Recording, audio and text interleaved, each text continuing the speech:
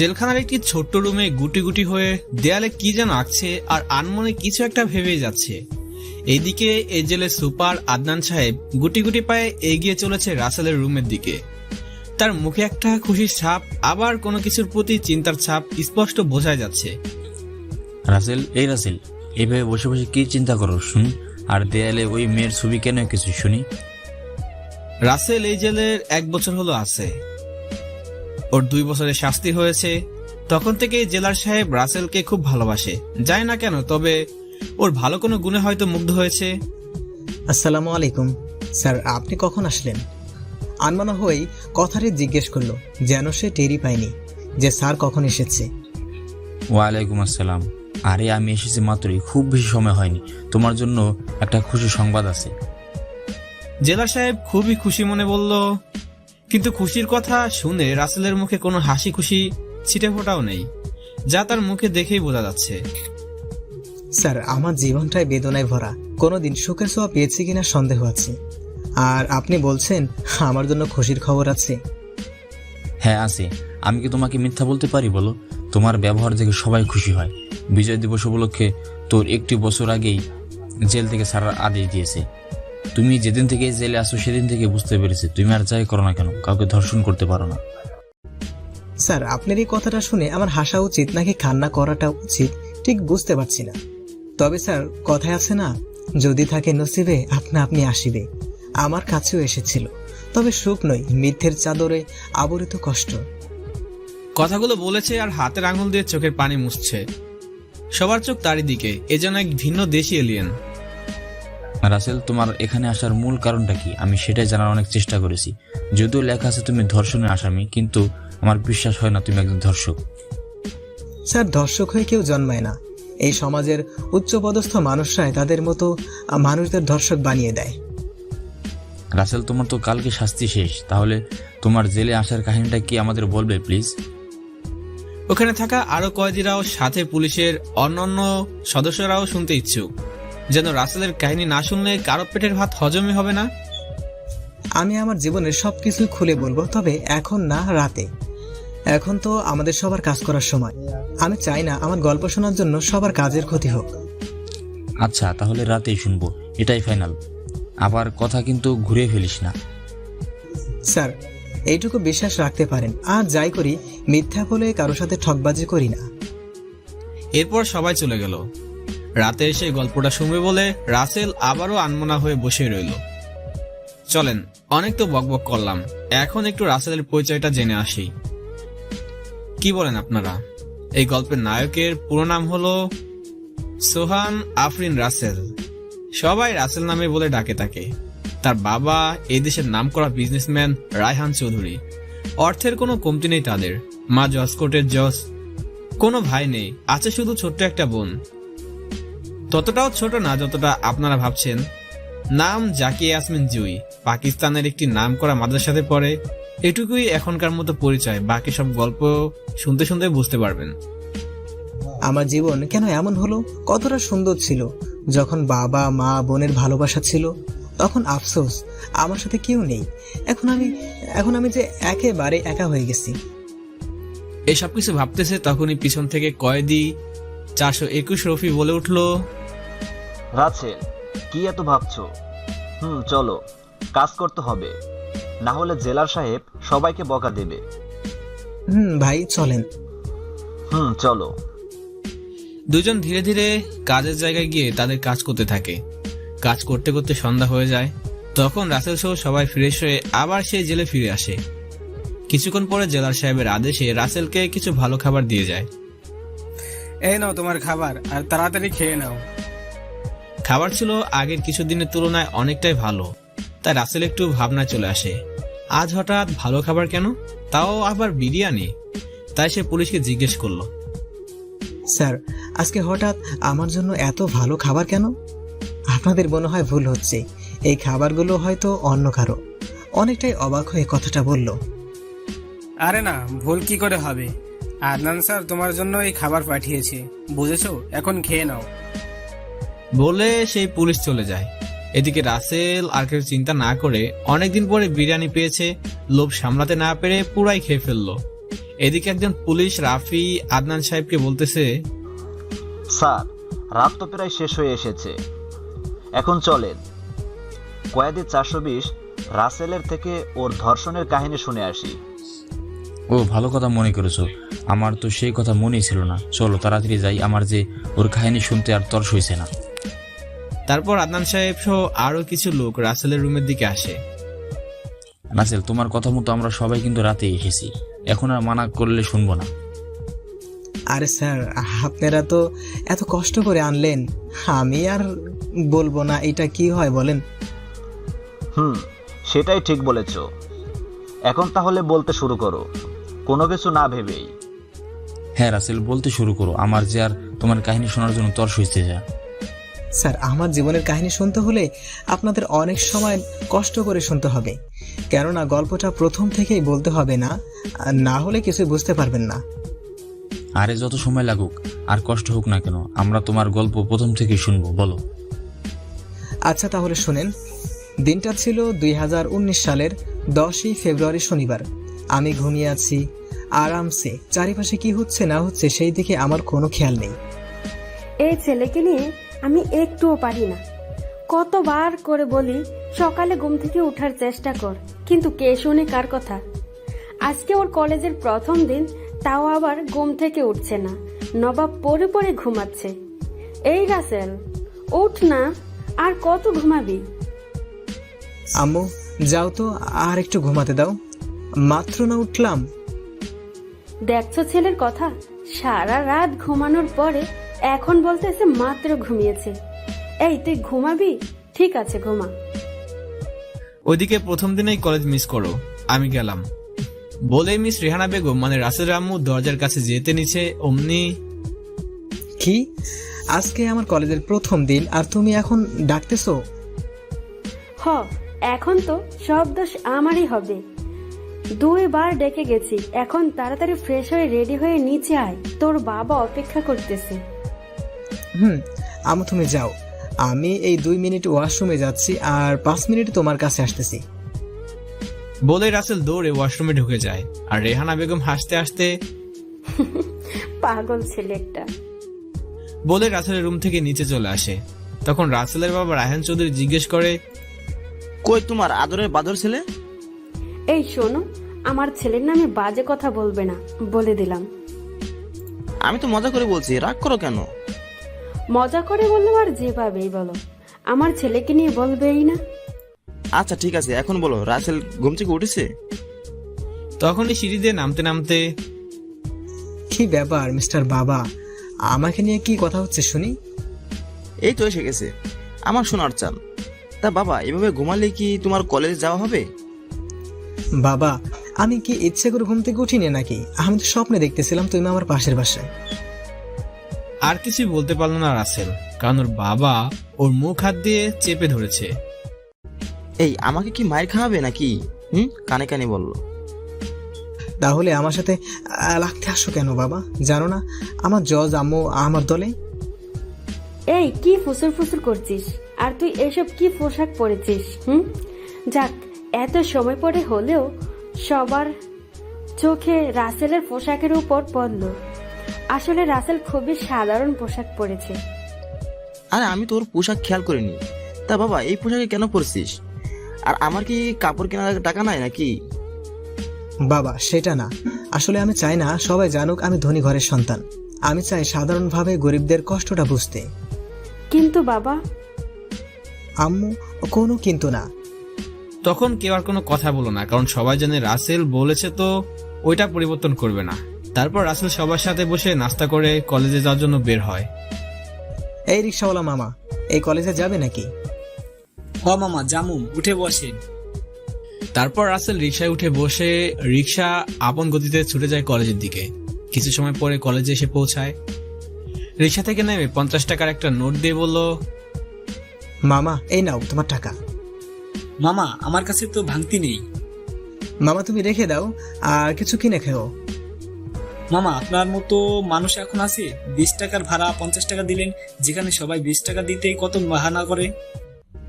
মামা সবাই যদি এক হতো তাহলে পৃথিবীতে বেঁচে থাকা কষ্টকর হয়ে যেত। তাই ভালো মন্দ মিলে এই পৃথিবী টিকে আছে। আচ্ছা মামা থাকো, আমি এখন যাই। আমি তো আজকে কলেজের নতুন, তাই রুম খুঁজতে সমস্যা হবে। আচ্ছা মামা, দোয়া করি জীবনে অনেক বড় হন। মামা আমি কি ছোট? হা হা মামা, এই বড় সেই বড় না, এটা হলো শিক্ষিত হয়ে মানুষের মতো মানুষ হয়ে ওঠা। মামা আমি কি তাইলে মানুষ না? আমি মাপ চাই, তোমার সাথে কথা বলে পারবো না। ভালো থাকো, মন দিয়ে লেখাপড়া করো। রাসেল তখন হাসতে হাসতে বলে, আচ্ছা মামা ঠিক আছে, আপনিও সাবধানে থাকবেন। এমনিতে রাস্তায় চলাচল এখন অনেক কঠিন, চারিদিকে শুধু বড় বড় গাড়ি আর গাড়ি।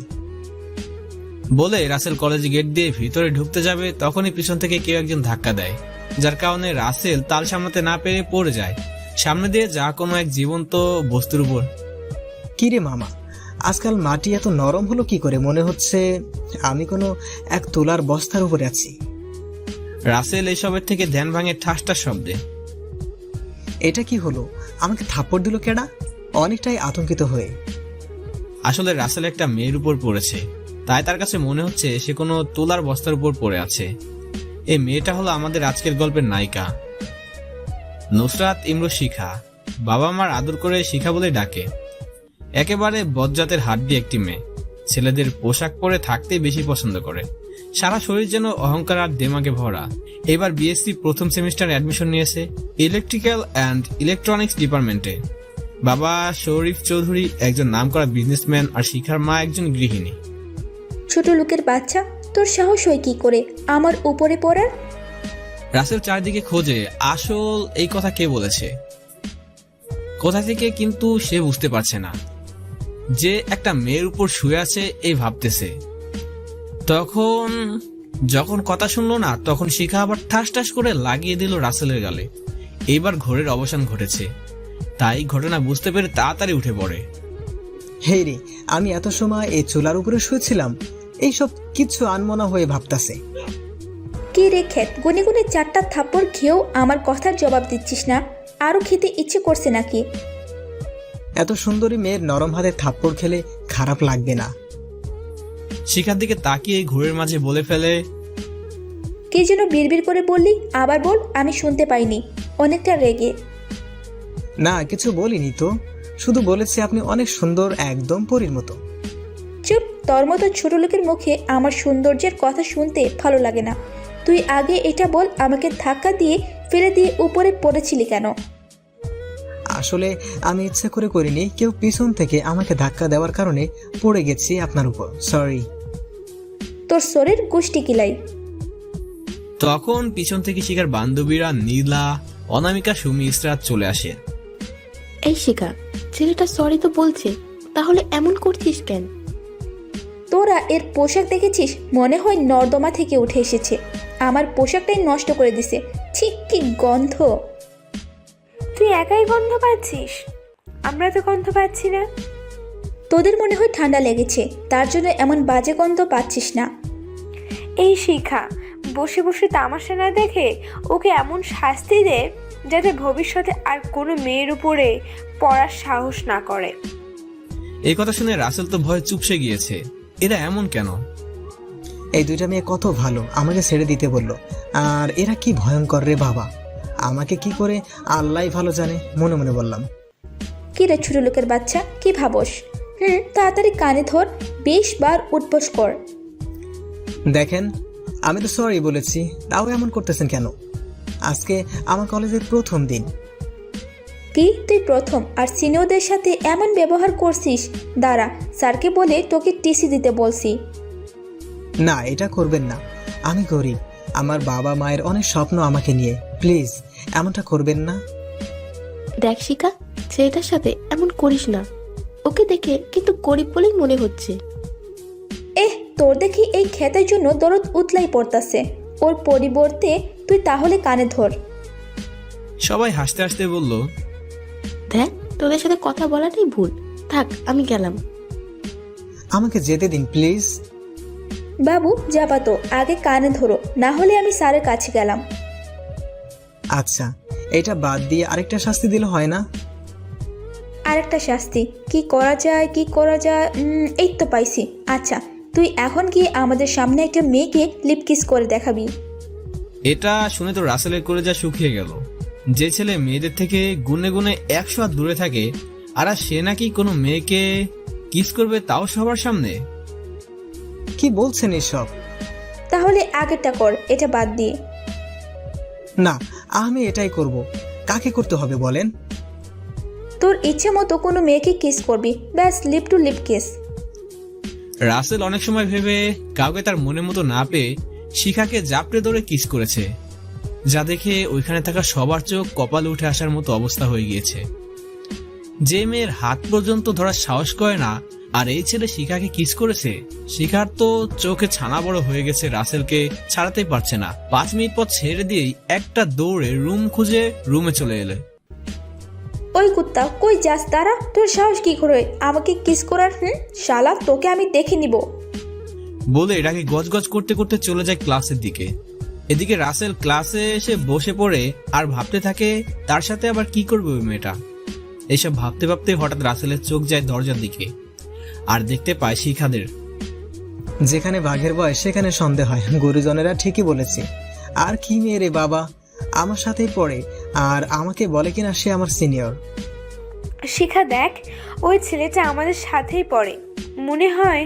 আর কি সুন্দর করে বসে আছে, তোর জন্য একটু ভয় করতেছে না?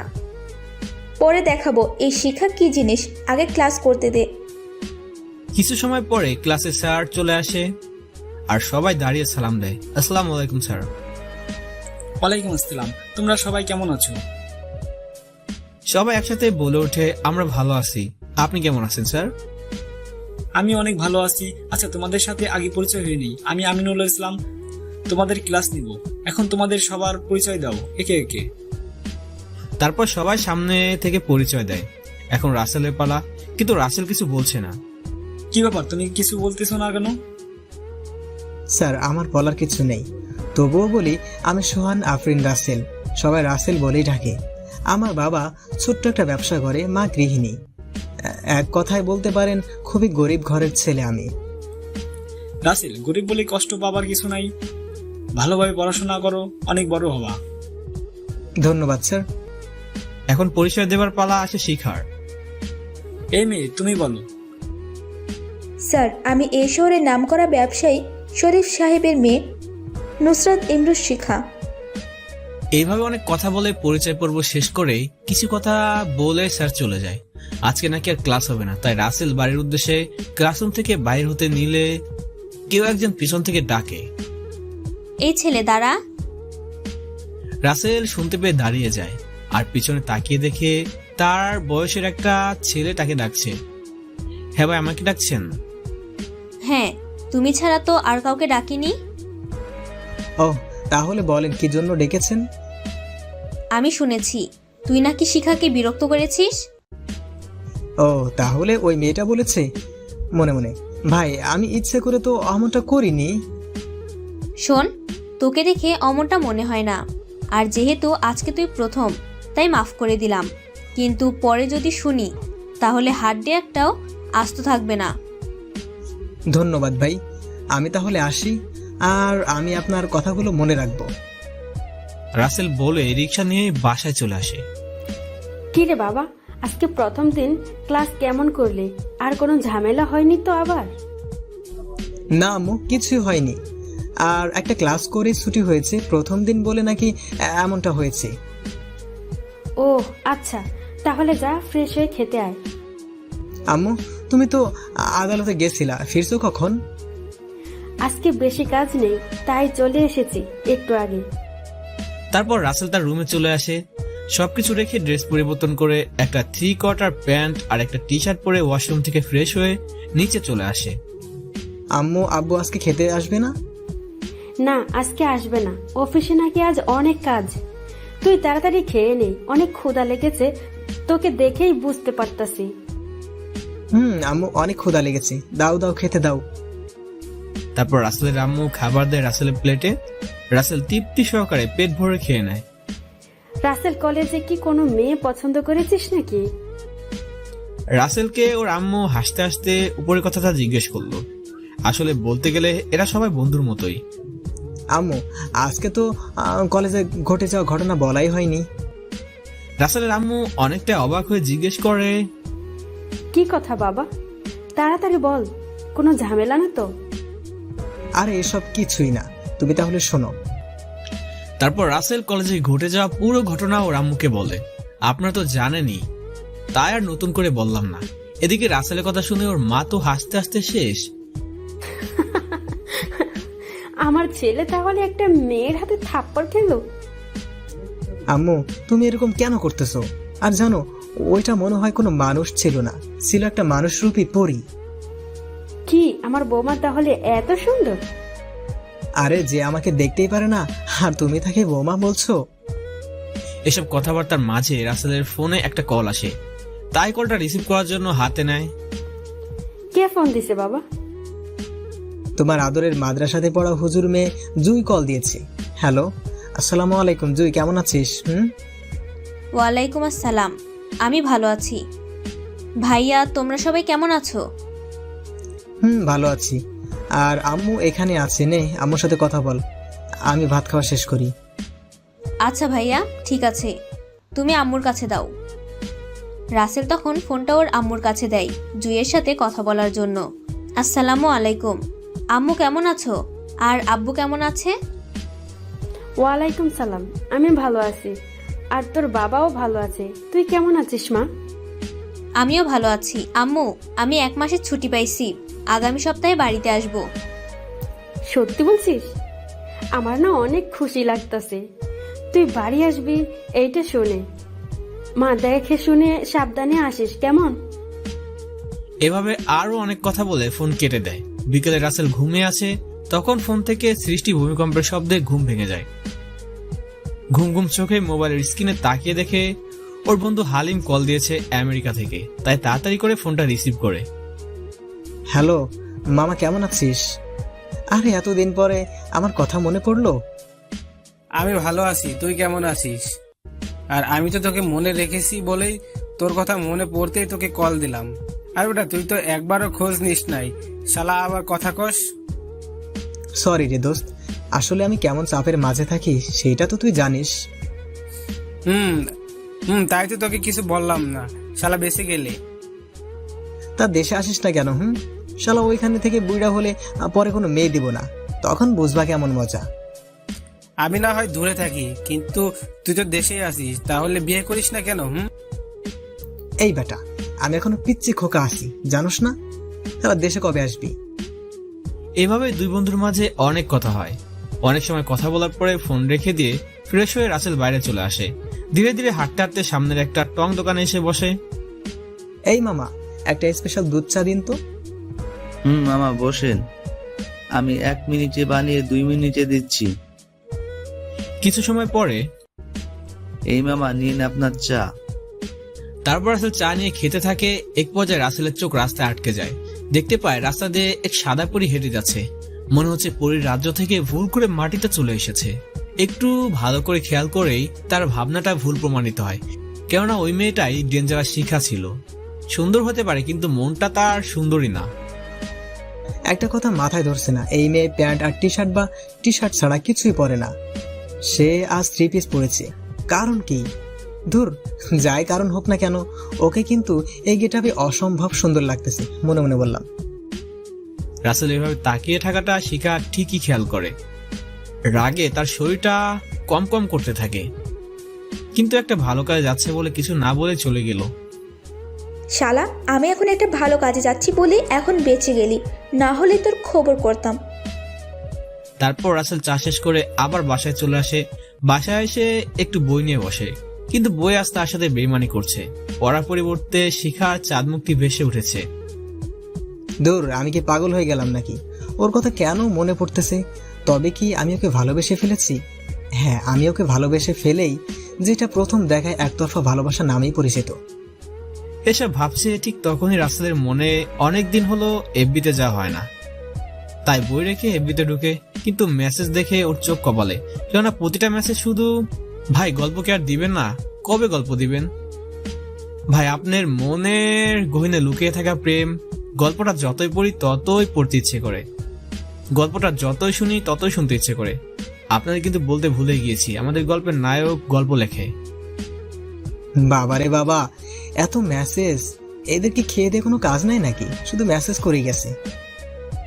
আম্মু, আসতেছি। বলে রাসেল একটু পরে নিচে চলে আসে। আব্বু, সারাদিন কোথায় ছিলা? তোমার কোনো খোঁজ খবর নেই। আর বলিস না, আজকে একটা মিটিং ছিল, অনেক জরুরি তাই। ও আচ্ছা, তাহলে এই ব্যাপার। আমি তো ভেবেছিলাম তুমি... দেখ বাবা, আর সামনে আগাস না বলে দিলাম, তাহলে আমার উপর বিপদ নেমে আসবে। তোমরা কিসের কথা বলছো? কিছুই তো বুঝতে পারতেছি না। আম্মু, তুমি বুঝবে না। তারপর কেউ আর কোনো কথা না বলে চুপচাপ খাবার খেয়ে নেয়। পরে যে যার মতো ঘুমানোর জন্য রুমে চলে আসে। রাসেল বিছানায় শরীরটা এলিয়ে দিতেই ওর দুই চোখ ভোরে ঘুম চলে আসে। সকালে ফজরের আজানের শব্দে ঘুম ভেঙে যায়। তখন ঘুম থেকে উঠে নামাজ পড়তে মসজিদে চলে যায়। নামাজ পড়ে একটু হেঁটে আবার বাসায় আসে। এসে নাস্তা করে কলেজের উদ্দেশ্যে বের হয়। কলেজে এসে একটা গাছের নিচে বসে আছে। ওর কোনো বন্ধু না হওয়ায় একাই বসে আছে। আর কেই বা ওর বন্ধু হবে? ও তো একটা খ্যাত। এই দুনিয়ায় টাকা পয়সা স্টাইলিশ হওয়াটাই কি আসল? গরিব মানুষকে মানুষ না? তাদের রক্ত আর ধনীদের রক্ত তো একই। তাহলে এই অট্টালিকা থাকা মানুষগুলো সেটা কেন মানতে চায় না? মনে মনে সব ভাবছে নীরবে রাসেল। ঠিক তখনই কিছুটা দূর থেকে শিখা ওকে ডেকে চলেছে, কিন্তু সেদিকে ওর কোনো খেয়ালই নেই। এতে শিখা তো রেগে আগুন হয়ে যায়। তাই কাছে এসে কলা ধরে, ওই কুত্তা, তোকে কখন থেকে ডাকি, কথা কানে যায় না? রাগে মনে হচ্ছে চোখ দিয়ে আগুন বের হবে। আমাকে ডেকেছেন আপনি? না, তোকে ডাকিনি, এখানে তো আরো অনেকেই আছে। শালা হনুমান! আমি সেটা খেয়াল করিনি, সরি। সেটা খেয়াল করবি কি করে? সারাক্ষণ তো মেয়েদের দিকে তাকিয়ে থাকতেই তোর সময় কাটে। এইটা আপনি কি বলছেন? আমি আবার কোন মেয়ের দিকে তাকালাম? কেন মনে নেই? কাল বিকালে আমার দিকে তাকিয়ে তোর চোখ দিয়ে গিলে খাচ্ছিলি, একটু লজ্জা ভাব নিয়ে। যা বাবা, এই মেয়ে সেটা জানলো কি করে? এ আবার ভূত নয় তো? মনে মনে বললাম, হে, আপনি কোথাকার সুন্দরী যে আপনার দিকে আমি তাকিয়ে থাকবো? এই কথাটা বলতে দেরি রাসেলের গালে ঠাসটা শব্দ হতে দেরি হলো না। রাসেল বোকার মতো গালে হাত দিয়ে তাকিয়ে দেখছে। সবাই ওর দিকেই চেয়ে বিনা টিকিটে সিনেমা দেখছে। তোর সাহস কি করে হয় আমার মুখে মুখে তর্ক করার? আবার আমাকে অসুন্দর বলস? যা ভাগ আমার সামনে থেকে। অনেকটাই রেগে বলল। রাসেল তখন আর কিছু না বলে গালে হাত দিয়ে ফাঁকে চলে আসে। ফর্সা গালে 5টা আঙুলের ছাপ ভেসে উঠেছে। ওইখানে না থাকাই ভালো, কারণ শিখা অনেক রেগেছিল, না জানে আরো কি করত। এই মেয়ের কি কোনো কাজ নেই নাকি? আমার সাথে এমনটা করা ছাড়া আমি যেখানেই থাকি না কেন ঠিকই খুঁজে বের করবেই। কেউ একজন রাসেলের কাঁধে হাত রাখে। এতে রাসেল একটু চমকে উঠে, কেননা ওইখানে ওকে কেউ তো চেনে না। তাই কেই বা ওর কাঁধে হাত রাখলো। তাই ভয়ে ভয়ে পিছনে তাকিয়ে দেখতে পায় তার বয়সী একটা ছেলে। ওহ, তাহলে এই ছেলে আমার সাথে পড়ে? যাক বাবা, হাফ ছেড়ে বাঁচলাম। যে শেখার দলের কেউ না। মনে মনে, হ্যালো, আমি রাসেল। আমরা কি আজ থেকে বন্ধু হতে পারি? কি বলো এসব? আমি একটা গরিব ক্ষেত মার্কা ছেলে, আর তুমি আমার সাথে বন্ধুত্ব করতে চাইছো? দেখো ভাই, বন্ধুত্ব ধনী গরিব বিচার করে হয় না। আর আমিও গরিব, আর আমার কোনো বন্ধু নেই। তুমি যদি না হও তাহলে বন্ধুহীন হয়ে থাকতে হবে, মন খারাপ করে। রাসেল একটু ভেবে দেখলো যে জাহাঙ্গীর ঠিক কথাই বলেছে। তাই সে ঠিক করে বন্ধু বানাবে। আরে ভাই, মজা করলাম, রাগ করো না। আমরা আজ থেকে বন্ধু, ঠিক আছে? এবার ঠিক আছে, অনেক খুশি হয়ে। রাসেল আর জাহাঙ্গীর জমিয়ে আড্ডা দিচ্ছে, তখনই পিছন থেকে শিখা বলে ওঠে, কি রে খ্যাত, ভালোই তো বন্ধু বানাইছিস, তাও তোর মতোই খ্যাত। বলে ওর বন্ধুরা হাসতে শুরু করলো। দেখেন, আমাকে নিয়ে যা মন চায় বলেন, কিন্তু আমার বন্ধুকে নিয়ে একটা বাজে কথাও বলবেন না। এই শিখা, দেখে ছেলের রাগ উঠেছে, মনে হয় আমাদের মারবে। কি রে ছোট লোকের বাচ্চা, আমাদের মারবি? ছি, কি পোশাক পরে এসেছিস, গন্ধ বের হচ্ছে। নাক ধরে বলল, এই শিখা, চল তো। ও তো তোর কোনো ক্ষতি করেনি, তাহলে ওর পেছনে কেন লেগেছিস? আরে ওকে থাপ্পড় না দিলে আর অপমান না করলে আমার পেটে ভাত হজম হয় না। আপনারা থাকেন, আমরা চাই। ঠাস করে একটা থাপ্পড় লাগিয়ে বলে, ছোট লোকের বাচ্চা, তোর এত সাহস, আমাদের সামনে দাঁড়িয়ে বলছস চলে যাবি? তোর সাহস কি করে হয়, ফকিন্নির বাচ্চা?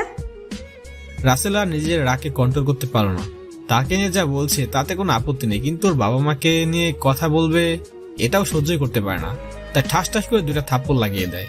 এটা দেখে ওইখানে থাকা সবাই তো আতঙ্কিত হয়ে যায়, সবার চোখ এদের দিকে। আমাকে নিয়ে যা ইচ্ছা বলেন, কিন্তু আমার বাবা মা সম্পর্কে একটা কথাও চলবে না। তোর এত বড় সাহস এই শিখা চৌধুরী গায়ে হাত দিস, তোর হাত আমি কেটে নিব বলে দিলাম। যা পারেন করেন, আমি এখানে অপেক্ষা করতেছি। তখনই ক্লাসের সময় হওয়াতে ঘন্টা বাজিয়ে দেয়, তাই সবাই ক্লাসে চলে যায়। তোকে আমি দেখে নিব বলেই হন হন করে রুমের দিকে চলে যায়। রাসেলও যায়। রাসেল, এদের সাথে লাগা কিন্তু ঠিক না। এরা অনেক ভয়ঙ্কর, বলতে গেলে এখন না জানি কি করে। এত ভয় পেলে কি দুনিয়ায় টিকে থাকা যায় নাকি? আর তুই চিন্তা করিস না, এখন চল ক্লাসে যাই। চল। তারপর ওরা 2 বন্ধু ক্লাসে চলে যায়। ক্লাসে এসে দেখতে পায় স্যার এখনো আসেনি, কিন্তু একটু লক্ষ্য করে দেখতে পায় শিখা অগ্নিদৃষ্টিতে ওর দিকে তাকিয়ে আছে। মনে হচ্ছে এখনই খেয়ে ফেলবে। বর্ষাকালে 5টা আঙুলের ছাপ ফুটে উঠেছে। এই তাড়াতাড়ি গিয়ে বসে, দেখছিস না কিভাবে চেয়ে আছে তোর দিকে কানে কানে। রে চল। তারপর ওরা ছিটে গিয়ে বসে। কিছু সময় পরে স্যার চলে আসে, সবাই সালাম দেয়। বসো তোমরা। আর সবাই কেমন আছো? সবাই একসাথে বলে ওঠে সবাই ভালো আছে। স্যার ক্লাস করে এভাবে একে একে সবগুলো ক্লাস শেষ হয়ে যায়। সবাই বাড়িতে যাওয়ার জন্য বের হয়ে পড়ে। আমি তাহলে আসি, তোর বাসা ওই দিকে, দেখে শুনে সাবধানে যাস কেমন? আচ্ছা, তুইও সাবধানে যাস। বলে রাসেল একটা রিক্সা নিয়ে বাসায় চলে আসে। আর বাসায় এসেই, আম্মু তাড়াতাড়ি খাবার দাও, খুব ক্ষুধা লেগেছে। ছোট সাহেব, ম্যাডাম এখন আশপাশে নাই, আপনি বসেন, আমি খাবার দিচ্ছি। আচ্ছা। রাসেল ফ্রেশ হয়ে এসে খাবার খেয়ে নেয়। একা একা ভালো লাগছে না, তাই সোফায় বসে টিভি দেখছে। তখনই, ঠিক বাবা, কখন আসলি তুই? কি ব্যাপার আজকে হঠাৎ রাজা রানী একসাথে যে? আর আমি একটু আগে এসেছি। আসলে তোর বাবা আর আমি এক জায়গায় গিয়েছিলাম তোর বিয়ে ঠিক করতে। বিয়ের কথা শুনে তো রাসেল অবাক হয়ে যায়। আমার এখনো পড়াশোনা শেষ হয় নাই, আর তোমরা সোজা বিয়ে দিতে যাচ্ছ? আরে বাবা, আমার বন্ধুর মেয়ে অনেক সুন্দর, শুধু কাবিন করে রাখবো, সমস্যা কোথায়? রাসেল ভালো করে জানে এদের আর বুঝিয়ে কোনো লাভ হবে না, কারণ এরা যা বললে তাই হবে। থাকো তোমাদের বিয়ে নিয়ে, আমি গেলাম। বলে রাসেল ওর রুমে চলে আসে। নিচে কোনো কিছু না বলেই রাতে খাবারও খায় না, রাগ করে।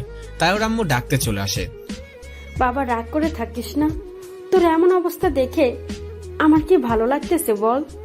চল খাবার খেয়ে নিবি। না, আমি খাবো না। আচ্ছা থাক, তোরা বাবা ছেলে মিলে খেতে হবে না। বলে রাসেলের মা চলে যায়। আর রাসেল চুপটি করে ঘুমিয়ে যায়। সকালে একটু দেরিতেই ঘুম ভাঙে, আর উঠে ফ্রেশ হয়ে গিয়ে নাস্তা করে কলেজে চলে যায়। হাই বন্ধু, কেমন আছিস? ভালো আছি, তুই কেমন আছিস? ভালোই আছি। এইভাবে অনেক কথা বলে রাসেলের চোখ হঠাৎ গেটের দিকে আটকে যায়। শিখা আজকে শাড়ি পরে এসেছে, অনেক সুন্দর লাগছে তাকে। তাকিয়ে দেখ সামনে কি।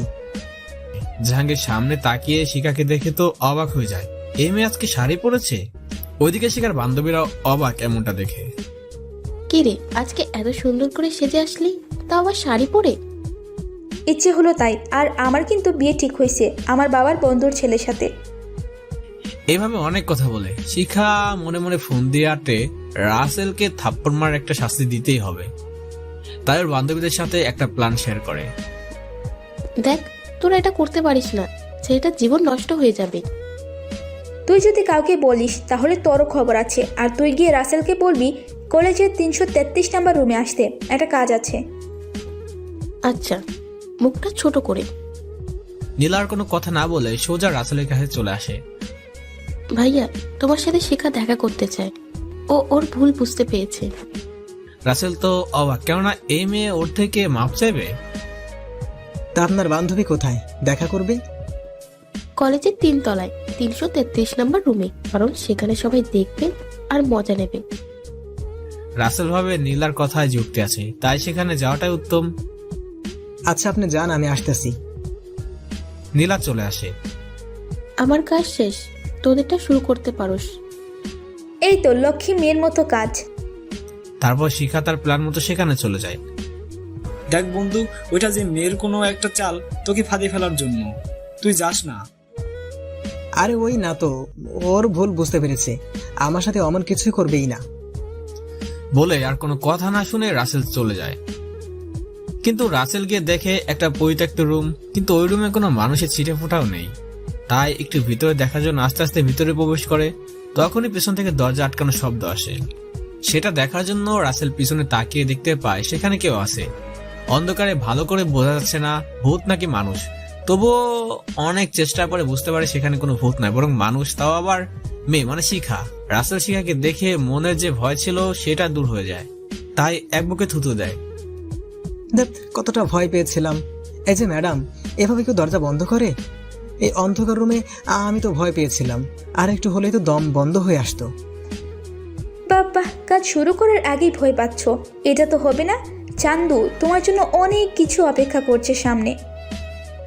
তখনই শিখার কথা শুনে রাসেল অনেকটাই ঘাবড়ে যায়। মানে কিসের কাজ? আর সামনে কি আছে? আপনি আমাকে এখানে ডেকেছেন ক্ষমা চাওয়ার জন্য? নীলা আপু বলল তাই এসেছি। তখনই পিছন থেকে নীলা বলে ওঠে, আমাদের ফাঁদে ফেলানোর জন্যই তোমাকে মিথ্যে বলে এখানে এনেছি চান্দু, মনটা খারাপ করে। আপু সবাইকে বিশ্বাস না করলেও আপনাকে এদের মতো মনে করতে পারিনি, আর শেষে আপনিও আমার সাথে বিশ্বাস নিয়ে পুতুলের মতো খেলা করলেন। নীলার মুখে কোনো কথা নেই, দুই চোখে অশ্রু টলমল করছে, যখন তখন বের হতে পারে। কি করবে, সেও তো পরিস্থিতির শিকার। রাসেল, আমার করার কিছু নেই, পারলে ক্ষমা করে দিও। কখনো ভাবিনি কোনো নির্দোষ মানুষের সাথে এমনটা করব মনে মনে। শিখা, আমি বাইরে আছি, তুই তোর কাজ কর। আচ্ছা যা, তোরা বাহিরের সবকিছু রেডি কর, আমি এই দিকটাই ঠিক করতেছি। রাসেল তো ভয়ে চুপসে গিয়েছে, কেননা ছেলেরা এই একটা জায়গায় খুবই দুর্বল। কারণ এই ব্যাপারে মেয়েরা যা বলবে সবাই সেটাই বিশ্বাস করবে, ছেলেদের কথায় কানও দিবে না। এটা গল্পের কথা, বাস্তব কথা না। এই কি ঠিক করবেন? আর আমাকে যেতে দিন। না চান্দু, সেটা হবে না। তুই 2 টাকার ছেলে হয়ে কোটি টাকার মেয়ের গালে থাপ্পড় মেরে যে ভুল করেছিস তার শাস্তি তোকে পেতেই হবে। কি করতে চাইছেন আপনি? ঠিক বুঝিয়ে বলেন তো। ওরে বোকা বাবু, কিচ্ছু বোঝে না, আসো দেখিয়ে দেই কি করব। রাসেলের কাছে আসছে আর তার শরীরে শাড়ি একটু অগোছালো করছে, ঠোঁটে লিপস্টিকও নষ্ট করছে, ব্লাউজও ছিঁড়তে শুরু করলো, চুলগুলো আওলা ঝাওলা করে, সাথে একটু লাল রঙও মেখে দেয়, যাতে তাকে দেখে বোঝা যায় কেউ ধর্ষণ করেছে। এই আপনি এসব কি করতেছেন? শাড়ি কেন খুলতেছেন? আর আপনার ছিটতেছেন? অনেকটা ভয় নিয়ে বলল। এখনো বুঝতে পারিসনি? সকলের সামনে তোকে প্রমাণিত করব তুই আমাকে ধর্ষণ করেছিস। কাছে আসতে আসতে বলল। কি বলছেন এসব? ছাড়েন আমাকে, ছাড়েন। কে কোথায় আছো? বাঁচাও আমাকে, আমাকে বাঁচাও। এই নরপশুটা আমাকে নষ্ট করে দিচ্ছে। অনেক চিৎকার করে কেঁদে কেঁদে। এদিকে শিকার বন্ধু বান্ধবীরা স্যারের কাছে যায় দৌড়াতে দৌড়াতে। স্যার স্যার, তাড়াতাড়ি আমাদের সাথে চলে। হাঁপাতে হাঁপাতে। এই কি হয়েছে, তোমরা এমন হাঁপাচ্ছ কেন? স্যার এখন বলার সময় নেই, তাড়াতাড়ি চলেন, নাহলে শিখার ইজ্জত নষ্ট করে ফেলবে। তারপর স্যার আর কিছু না বলেই ওদের সাথে দৌড়ে দৌড়ে চলে আসে, আর শুনতে পায় ভিতরে থাকা শিকার চিৎকার করতেছে। এই তোমরা কি দেখছো? দরজা ভেঙে ফেলো। বলে অনেক তাড়াহুড়ো করে দরজা ভেঙে ফেলে, আর সবাই ভিতরে ঢুকে দেখে শিখাকে রাসেল ধরে আছে। শিখা সবাইকে দেখে রাসেলের কাছ থেকে তাদের কাছে চলে যায়। স্যার, এই লম্পটটা আমার সর্বনাশ করেছে। তখন নীলা ওর চাদর দিয়ে শিখাকে জড়িয়ে নেয়। স্যার বিশ্বাস করেন, আমি কিছুই করি নাই, সব কিছু এদের সাজানো নাটক। স্যার দৌড়ে এসে ঠাস ঠাস করে রাসেলের গায়ে থাপ্পড় লাগিয়ে দেয়, আর এই বলে, তোর মতো ছেলেরা এমনটা করতে পারে? তোদের তো বাবা মা লেখাপড়ার জন্য পাঠায় না, পাঠায় মেয়েদের সাথে অস্বাভাবিত করতে। আজ রাসেলের চোখে জল, তার জন্য তার বাবা মা কথা শুনেছে, ইচ্ছে করছে এখন আত্মহত্যা করে, কিন্তু নিরুপায়। সে নিয়তির কাছে চুপ করে দাঁড়িয়ে শুনছে স্যারের কথা, চোখ দিয়ে অনবরত জল পড়ে যাচ্ছে। কেন এই মুখে নেই কোনো মুখে শব্দ? তুইও যে এমন হবি সেটা কখনো কল্পনা করিনি। সিসি, তোর মতো একটা খারাপ ছেলের সাথে আমি বন্ধুত্ব করেছি। দোয়া করি আল্লাহ তোর মতো বন্ধু যেন কারো কপালে না জুটায়। রাসেলের মুখে কোনো কথা নেই, সেই সব দেখে পাথর হয়ে গিয়েছে, চোখ ভর্তি অশ্রু গড়িয়ে পড়ছে। এই তোমরা দাঁড়িয়ে কি দেখছো? ও একটা ধর্ষক, তোমরা আগে নিজের হাতে শাস্তি দাও, পরে অন্য ব্যবস্থা নেওয়া যাবে। স্যার এই কথাটা বলার সাথে সাথেই সবাই ঝাঁপিয়ে পড়ে রাসেলের উপরে। রাসেলের মুখে শুধু একটাই শব্দ, আমি কিছুই করিনি। তোমরা কেন বোঝো না আমি কিছুই করিনি? এতটাই মেরেছে যে রাসেলের চোখ দিয়ে অশ্রু আর শরীরে বের হচ্ছে রক্ত। তবুও কারো কোনো মায়া নেই ওর প্রতি, কারণ ও একটা ধর্ষক। আমাকে থাপ্পড় মারো না, এখন বুঝো কেমন লাগে। বলেছিলাম না আমার সাথে লাগলে তার ফল ভালো হবে না। এখন বুঝো কেমন লাগে। নীলার চোখে পানি, সে কিছুই বলতে পারছে না, শুধু চেয়ে দেখছে আর ভাবছে। আজ আমি যদি মিথ্যে বলে এখানে না আনতাম তাহলে ওর এত কষ্ট হতো না। রাসেল অতিরিক্ত মার সহ্য করতে না পেরে একসময় অজ্ঞান হয়ে যায়, কিন্তু সেদিকে কারো খেয়ালই নেই, মেরে যাচ্ছে।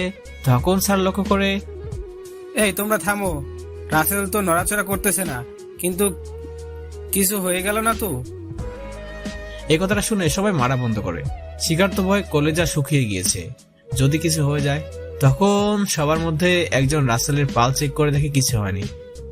স্যার আর মারার দরকার নেই, এখন ওর চোখে পানি দিয়ে জ্ঞান ফেরাও।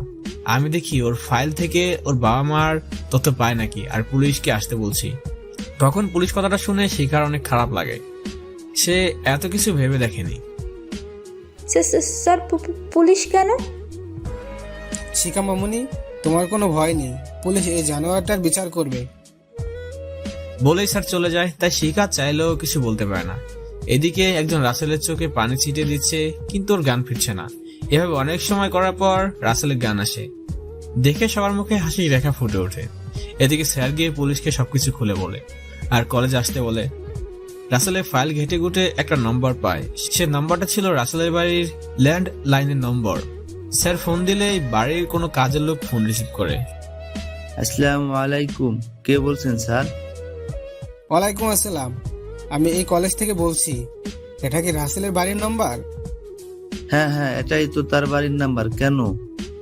তার বাবা মাকে এখনই কলেজে আসতে বলেন, বাকিটা তার নিজের চোখেই দেখতে পারবে। বলেই স্যার ফোন রেখে দেয়, আর রহিম রাসেলের মা আর বাবার কাছে যায়। দেখতে পায় রাসেলের মা রুমে একটা কাজ করছে, আর ওর বাবা শুয়ে আছে। ম্যাডাম আসতে পারি? দরজা থেকেই বলল, হ্যাঁ রহিম আসো। আর কিছু কি হয়েছে? হ্যাঁ, ছোট সাহেবের কলেজ থেকে ফোন দিয়েছিল, তারপর সবটা খুলে বলে। কি বলছো এইসব? সাহেব আমি সত্যি বলছি, আপনারা এক্ষুনি যান। তারপর রাসেলের বাবা আর মা গাড়ি নিয়ে কলেজের উদ্দেশ্যে রওনা দেয়। ওইদিকে পুলিশ অফিসার আতিক ফোর্স নিয়ে কলেজে চলে আসে। স্যার কোথায় ওই জানোয়ারটা? তাড়াতাড়ি বাইরে নিয়ে আসেন। তখন স্যার রাসেলকে বাইরে আনার হুকুম দেয়। একটু পরে রাসেলকে পুলিশের সামনে নিয়ে আসে। চারিদিকে ছাত্রছাত্রী নিয়ে ঘেরা, মাঝে পুলিশ, শিখার বাবা মা, শিক্ষক আর কিছু মুরব্বী। তাদের সামনে মাথা নিচু করে দাঁড়ানো রাসেল। পুলিশ অফিসার উঠে গিয়ে রাসেলের গালে একটা থাপ্পড় লাগিয়ে দিয়ে বলে, এই জানোয়ার, তোর সেক্স করতে ইচ্ছা হয়েছে তা কোনো পতিতালয়ে যা। এই মেয়ের জীবনটা নষ্ট করলি কেন? রাসেলের মুখে কোনো কথা নেই। এদিকে রাসেলের বাবা মা সবার পিছনে দাঁড়িয়ে কথাগুলো শুনছে আর চোখের পানি মুছছে। স্যার এইসব বাদ দিয়ে আগে বলেন, ওর পরিবারের কাউকে কি আসতে বলেছেন? এই তোর বাবা মাকে ফোন করে আসতে বল। শিখার চোখে জল, তার একটা ভুলের জন্য একটা নির্দোষ ছেলে কষ্ট পাচ্ছে। শিখা, আজকে তুই অনেক খুশি তাই না রে? তুই প্রতিশোধ নিতে পেরেছিস। দেখছিস শুধু তোর জন্য একটা নিরপরাধ ছেলেকে কতটা অপমানিত হতে হচ্ছে। শিখার মুখে কোনো কথা নেই, আজ তার চোখে অশ্রু জমেছে। স্যার অপরাধ যদি করেই থাকি সেটা আমি করেছি, আমার বাবা মা করেনি। এই অপরাধের জন্য আপনারা চাইলে আমাকে ফাঁসি দিতে পারেন, আমি মাথা পেতে মেনে নিব। তবু আমার বাবা মার নামে একটা বাজে কথাও বলবেন না, পায়ে ধরে বলছি আপনাকে। রাসেলের এমন কথা শুনে সবার চোখে পানি, সবাই নিস্তব্ধ, কারো মুখে কথা নেই। আসলে তো অপরাধ সন্তান করবে, আর তার খেসারত পিতামাতাকে কেন দিবে? তারা কি তাদের সন্তানকে শাসন করে না? অবশ্যই, কিন্তু কর। মিস্টার রায়হান চৌধুরী, ছেলেটা কিন্তু সঠিক কথাই বলেছে। অপরাধ করেছে, তাহলে ওর বাবা মা তার জন্য কথা শুনবে কেন? স্যার আমি বলেছি তো আমাকে ফাঁসি দিন, দিয়ে দিন, তবুও তাদের এখানে এনে অসম্মান করবেন না। তখনই পিছন থেকে রাসেলের আম্মু বলে ওঠে, স্যার আমাদের ডাকতে হবে না, আমরা অনেক আগেই এসেছি আর সব কিছুই শুনেছি। তখন সবাই শুনে সেদিকে তাকিয়ে দাঁড়িয়ে যায়। সবাই অবাক রাসেলের বাবা মাকে দেখে। ম্যাডাম আপনি এখানে? সেলুট দিয়ে। আসতেই হলো, আপনাদের তো ওর মতো খারাপ ছেলের খারাপ মা বাবাকে দেখতে চেয়েছেন। দেখে নিন, আমি ওর জন্মদাত্রী মা, আর এই হলো ওর জন্মদাতা পিতা। চোখের কোণে জল, সবাই চুপ করে, মুখে কোনো কথা নেই কারো। তখন শিখার বাবা বলে ওঠে, তখন বন্ধু, ও তাহলে তোর ছেলে? আমার ছেলে ছিল, কিন্তু এখন থেকে ও আমাদের ছেলে না, আমাদের ছেলে মারা গেছে। অফিসার, ও যার সাথে নষ্টামি করেছে তাকে নিয়ে আসেন। শিখাকে সামনে নিয়ে আসে। শিখার মুখটা শুকিয়ে গিয়েছে, মাথাটা নিচের দিকে দিয়ে এক কোনায় দাঁড়িয়ে আছে। রায়হান, এটা তোর মেয়ে না? তখন রাসেলের বাবা রাসেলের গালে একটা থাপ্পড় দিয়ে বলে, রাসেল, এই মেয়ের সাথে তোর বিয়ে ঠিক করে রেখেছিলাম, কিন্তু আমাদের বলতি ওকে বউ করে ঘরে নিয়ে যেতাম। ও জীবনটা কেন নষ্ট করলি? এই কথা শুনে ওখানে থাকা সবাই অবাক। সবচেয়ে বেশি অবাক তো শিখা। আজ তার ভুলের জন্য এমনটা হলো। আজ প্রতিশোধ নিতে গিয়ে নিজের হবু বরের সাথেই এমনটা করলাম। ছি, আমি তো নারী জাতির কলঙ্ক। কি করে পারলাম একটা নির্দোষ ছেলের সাথে এমন করতে? অফিসার, ওকে নিয়ে যান। ওর মতো ছেলে এখানে থাকলে সবাই বিপদে পড়বে। এই হাত দিয়ে কত মানুষের অন্যায়ের শাস্তি দিয়েছি, আর ওকে ওর পাপার শাস্তি দিব না, এটা ভাবলেন কি করে? তখন শিখা কিছু বলতে যাবে, অমনি অনামিকা শিখার মুখ চেপে ধরে। এই কি করছিস? এখন তুই সব বললে আমরা সবাই ফেঁসে যাব। তার চেয়ে বরং পরে বলে সব ঠিক করা যাবে, শিখার কানে কানে। শিখা ওর কথা বুঝতে পেরে আর কিছু বলল না। রাসেল ওর বাবা মায়ের পায়ে পড়ে যায়। আম্মু, আমি কিছুই করিনি, সব আমাকে ফাঁসানোর জন্য ওদের সাজানো নাটক। আমি কেমন সেটা তোমরা ভালো করেই জানো। বিশ্বাস করবো তোকে? এই শুনে রাখ, আজ থেকে তুই আমার ছেলে না। আমার একটা ছেলে ছিল, মারা গেছে, মনে করবো আমার ছেলে নেই। তখন আবার রাসেল ওর বাবার পায়ে ধরে বলে, আব্বু, তুমি তো বিশ্বাস করো আমি কিছুই করিনি। বিশ্বাস? তা আবার তোকে? আমার কাছে তুই মৃত্যু। তখন রাসেল দৌড়ে নীলার কাছে চলে যায়।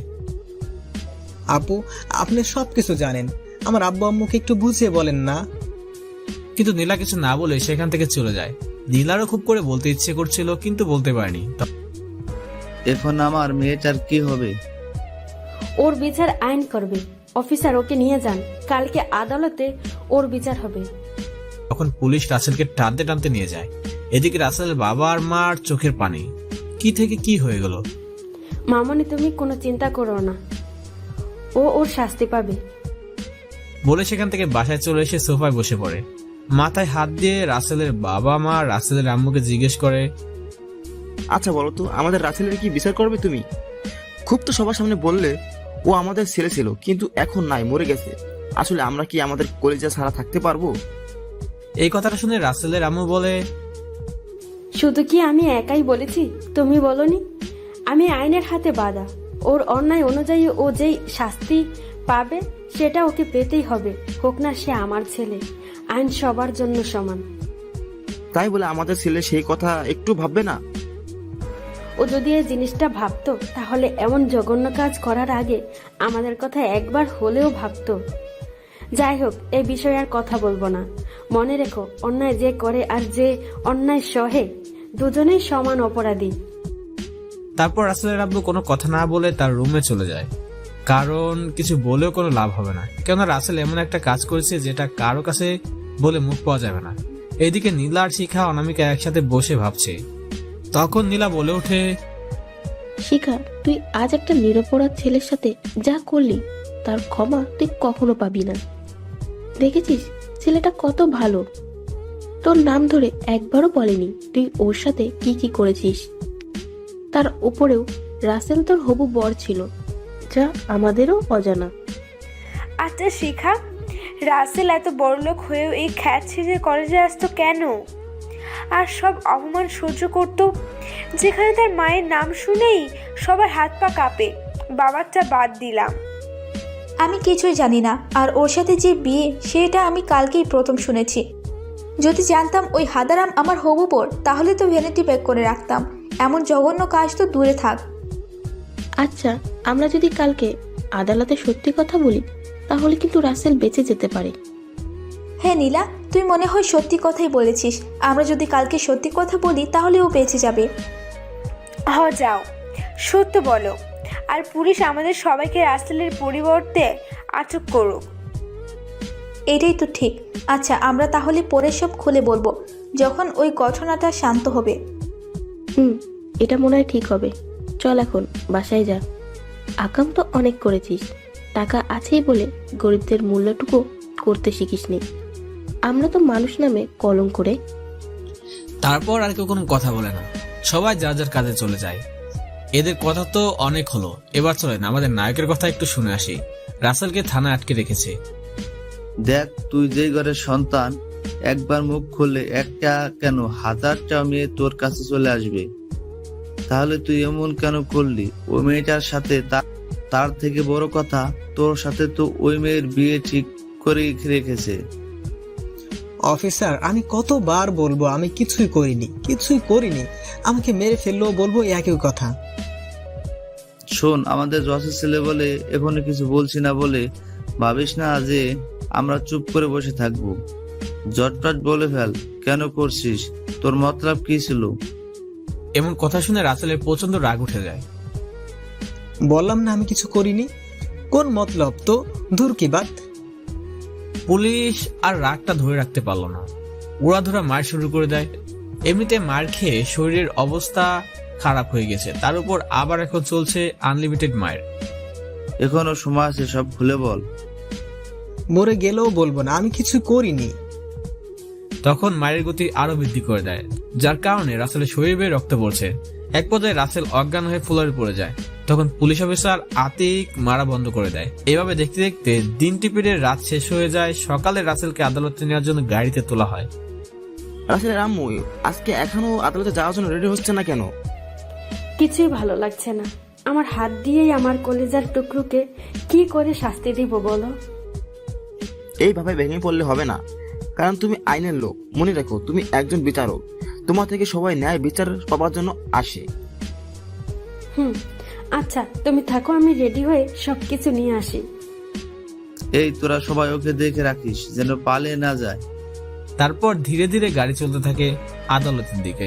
রাসেলের চোখে আর অশ্রু নেই, যেন সব পানি শুকিয়ে গিয়েছে।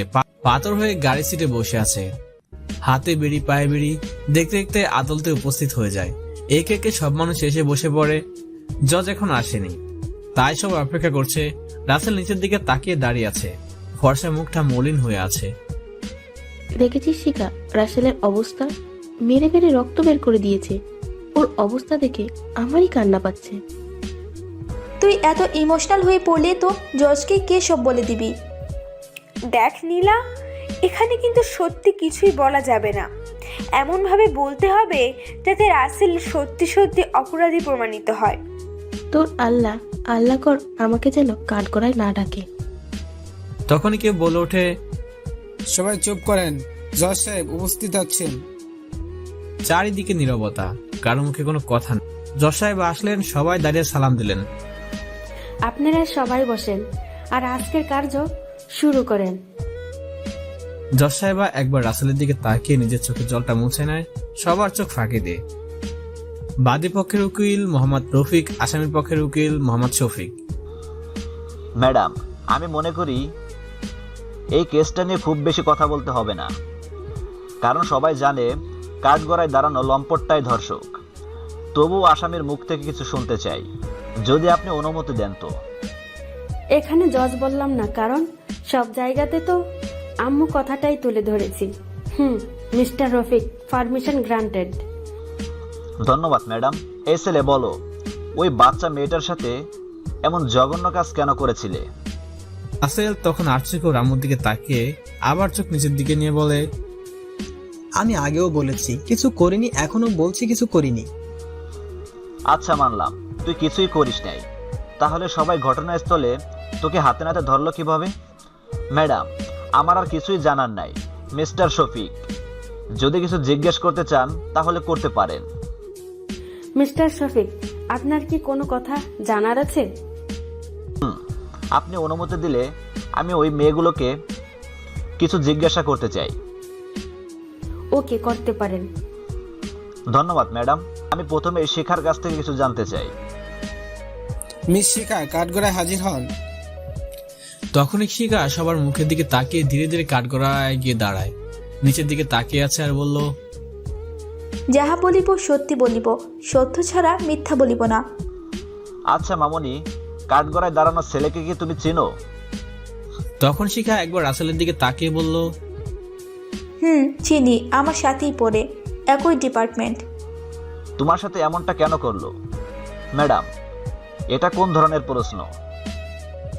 থামুন, তার কাজ তাকে করতে দিন। মামনি বলো। আমি ক্লাসরুমে ছিলাম, তখন ওই ছেলে এসে আমাকে পেছন থেকে জড়িয়ে ধরে, বাকি সব বলতে পারবো না। এইভাবে অনামিকা স্যার আরো কিছু মানুষের বক্তব্য নেওয়া হলো। তাতে সবাই একই কথা বলছে, দোষী রাসেল। রাসেল একবার শিখার দিকে তাকিয়ে মনে মনে বলল, হায় রে মানুষ, প্রতিশোধ নেওয়ার জন্য এত জঘন্য অপবাদ কারো উপরে দিতে পারে? আর বলতে হবে না, যা বোঝার তা বুঝে গেছি। ম্যাডাম, আমার আর কিছু জানার নেই, আপনি এই কেসের রায় ঘোষণা করতে পারেন। রাসেলের আম্মু নার্ভাস হয়ে গিয়েছে আজ, নিজের হাতে ছেলের শাস্তি লিখতে হবে, আর ওর আম্মু বারবার চোখে জল মুছছে। শান্ত হন সবাই। সমস্ত সাক্ষী প্রমাণের ভিত্তিতে এটাই প্রমাণ হয় যে আসামি সোহান আফরিন রাসেল একজন ধর্ষক। আর যেহেতু রাসেল একজন ছাত্র, তাই নানান দিক বিবেচনা করে আমি এই সিদ্ধান্তে উপনীত হই আসামি রাসেলকে 2 বছরের সপ্তম কারাদণ্ড প্রদান করা হইল। ম্যাডাম, আমার মেয়ের কি হবে? ওর জীবনটা তো নষ্ট হয়ে গেল। এই আপনি কথা বলেন কেন? আমরাই তো পুরোপুরি শেষ হয়নি। এখনই রাসেলের সাথে শিখার বিয়ে হবে, তারপর রাসেলকে জেলে নিয়ে যাওয়ার নির্দেশ দেওয়া হলো। রাসেলের আম্মুর চোখে পানি, তবুও বাইরে থেকে বোঝা যাচ্ছে কোনো কিছুই হয়নি।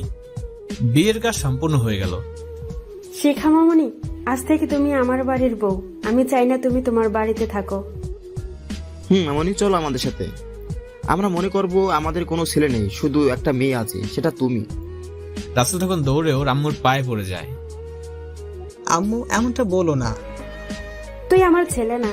আমার ছেলে তখনই আমাদের কাছে মারা গেছে যখন শুনেছি তুই একটা ধর্ষক। আমাদের সামনে কখনো আসিস না। সবাই চলেন, আর অফিসার একে নিয়ে যান, আর এমন শাস্তি দিবেন যাতে যতদিন বেঁচে থাকে কোনো মেয়ের দিকে খারাপ নজরে তাকানোর সাহস না করে।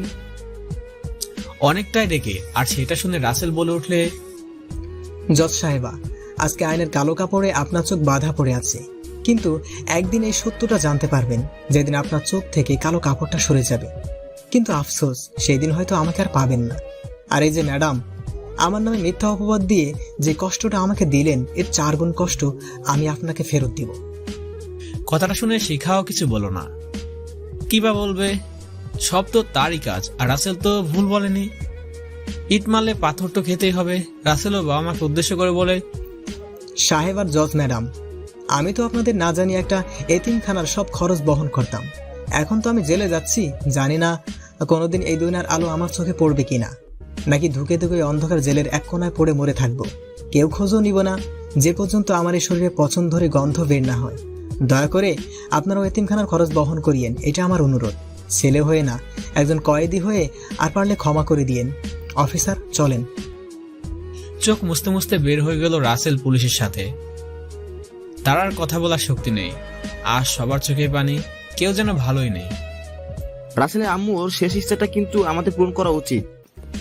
এটা তো আর খারাপ কাজ না যে ভাবতে হবে ওর ইচ্ছাটা পূরণ করব। অতীতের কাহিনী শেষ, এখন বর্তমানে আসা যাক।